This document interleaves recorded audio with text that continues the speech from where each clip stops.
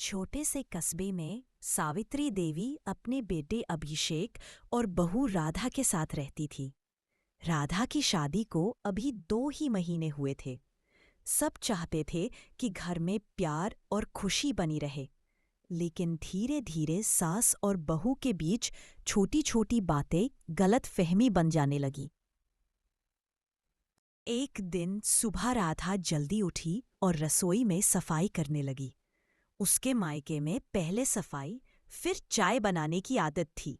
तभी सावित्री देवी आ गई और बोली, राधा, पहले चाय बना लो, बाद में सफाई कर लेना। राधा ने धीरे से कहा। माँ जी, मैं पहले सफाई कर लेती हूँ, फिर चाय बना दूंगी। सावित्री देवी को लगा कि बहू उनकी बात नहीं मान रही। वे सोचने लगी, नई बहू अपनी चलाना चाहती है। उधर राधा को लगा, मैंने क्या गलत कहा, बस आदत बता रही थी। बस यहीं से दोनों को एक दूसरे की बातें गलत लगने लगी। अभिषेक का भी वही हाल था जो शादी के बाद ज्यादातर लड़कों का हो जाता है, क्योंकि वो ना माँ से कुछ कह सकता और ना कुछ बीबी से। अभिषेक देख रहा था कि माँ और पत्नी दोनों परेशान हैं, लेकिन कोई खुलकर बात नहीं कर रहा। वह सोचता कि बात न की गई तो दूरी और बढ़ जाएगी, लेकिन वह समझ नहीं पा रहा था कि क्या करे। दूसरी ओर अब छोटी सी बात भी दोनों को बुरी लगने लगी। अगर राधा देर से उठ जाए तो सावित्री कह देती, आजकल की बहुएं आलसी होती हैं, दिन भर सोती रहती हैं। कभी जब सावित्री कोई तरीका समझाए तो राधा के मन में बात लग जाती। रोजाना की बातों से दोनों परेशान हो गई थी। कभी सावित्री खाना नहीं खाती तो कभी राधा। एक दिन सावित्री ने अपनी सहेली से कहा। राधा बस अपने मायके वाले तरीके चलाना चाहती है। राधा अपने कमरे में रोते हुए अभिषेक से बोली, माँ जी, मुझसे खुशी नहीं होती। मैं कुछ भी करूँ, गलत ही लगता है। दोनों अपनी अपनी जगह दुखी थे, पर बात कोई नहीं कर रहा था। एक दिन सावित्री देवी बाजार से लौट रही थी। तेज बारिश में भीगने से उन्हें अचानक बुखार हो गया। घर पहुंचते पहुंचते वे बहुत कमजोर हो गईं और गिर पड़ी। राधा दौड़कर आई, उन्हें उठाया और बिस्तर पर लेटाया।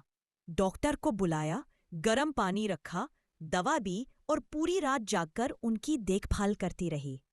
सावित्री देवी चुपचाप राधा को देखती रही। उन्हें महसूस हुआ, जिस बहू को मैं गलत समझ रही थी वही मेरे लिए पूरी रात जाग रही है। राधा ने भी सोचा, माँ जी सिर्फ सास नहीं है, वे घर की बड़ी है, उनका ध्यान रखना मेरा फर्ज है। अगली सुबह सावित्री देवी ने राधा का हाथ पकड़ा। राधा बेटा, मुझे तुमसे एक बात कहनी है। वे धीमी आवाज में बोली। जी माँ जी। सावित्री ने कहा, मैं तुम्हें समझ नहीं पाई। मुझे लगा तुम मेरी बात नहीं मानना चाहती, लेकिन तुमने जिस तरह मेरी देखभाल की, उससे पता चला कि तुम दिल की बहुत अच्छी हो। राधा की आंखें भर आई। माँ जी, मुझे भी लगा कि आप मुझे पसंद नहीं करती। मैं नए घर में ढलने की कोशिश कर रही थी, इसलिए कई बार डरी हुई रहती थी। सावित्री मुस्कुराई। बेटा, मैं भी कभी बहू थी। मुझे भी नई नई आदतें समझने में मुश्किल होती थीं।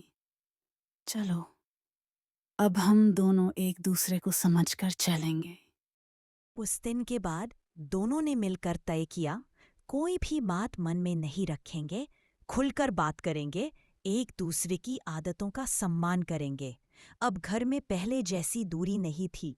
जहां पहले खामोशी रहती थी, अब वहीं हंसी सुनाई देने लगी। अभिषेक ने राहत की सांस ली और बोला, अब लगता है घर पूरा हो गया। तो मेरी प्यारी बहनों, अगर आपको भी इस परेशानी का सामना करना पड़ रहा है तो बेहतर के आपस में बात करो और चीजों को ठीक करो। रोज रोज रोने से बेहतर है एक दिन बैठकर सही से बात कर लो। तो अपना और अपने घर का ख्याल रखो, खुश रहो। मिलते हैं अगली वीडियो में।